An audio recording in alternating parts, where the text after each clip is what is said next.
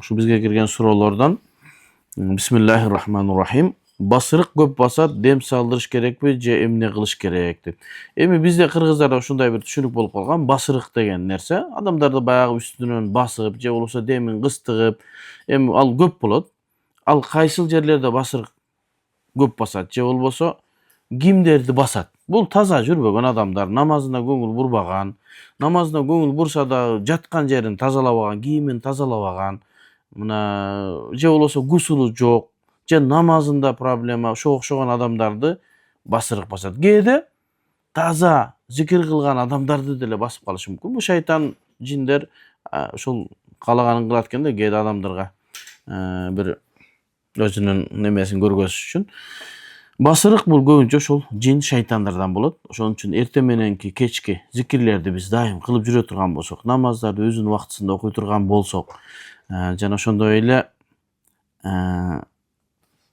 намаздардан кийинки сүннөттөргө бекем болсок, сүннату ар-раватиб жана бизге бекемделген сүннөт делинген, намаздан кийинки алдыңкы сүннөттөргө ошого көңүл буруш керек.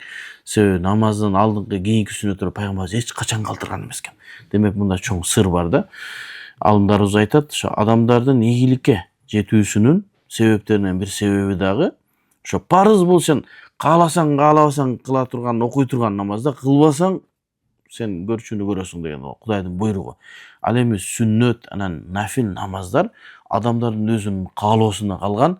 Ошол же момундун момундугу, мусулмандын мусулманчылыгы, такыбанын жүзү мына ошол сүннөттөрдө, анан кийин нафилдерде көрүнөт экен да.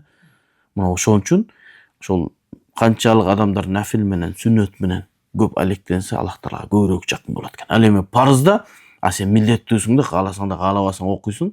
Анда өзүңдүн ыктыярдуулугуң жок болгондуктан ал жерде сенин момундугуң көп таасири көп билинбейт.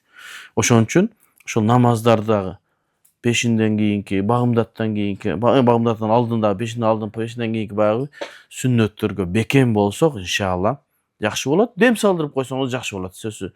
Анан өзү инсан негизи өзүнө өзү дем салганы жакшы.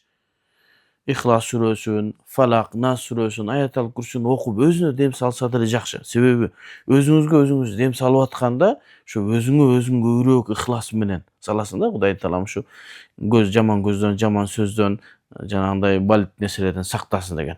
Бирөө салганда бүлкүл сен чөнтөгүң ойлоп атып дем салат.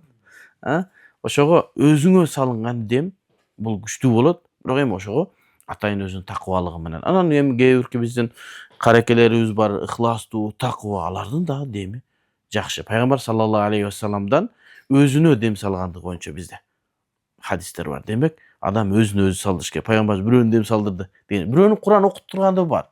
Ооба, сахабалардан кээ бир сахабаларды мага Куран окуп бер деп айткан жерлер бар. Анан айткан: "Я Расулалла, сага Куран түшсө, анан мен сага окуп берем десе, мен башка бирөөдөн укканды да каалайм баягы." Бирок дем салганы пайгамбарыбыз дайыма өзүнө өзү дем салган.